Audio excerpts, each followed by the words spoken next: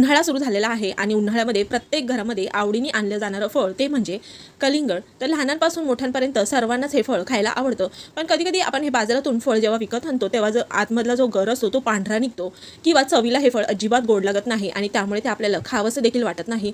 तर अतिशय योग्य फळ कशा पद्धतीने निवडावं, चवीला अतिशय गोड आणि आतमध्ये लाल भडक हे फळ कसं निवडावं यासाठी मी इथे काही तुम्हाला टिप्स सांगणार आहे. तर कलिंगड विकत घेताना नेहमी आपल्याला हा जो पिवळा भाग आहे कलिंगडाचा तो पाहायचा आहे. तर प्रत्येक कलिंगडावरती अशा पद्धतीने पिवळा डाग असतो.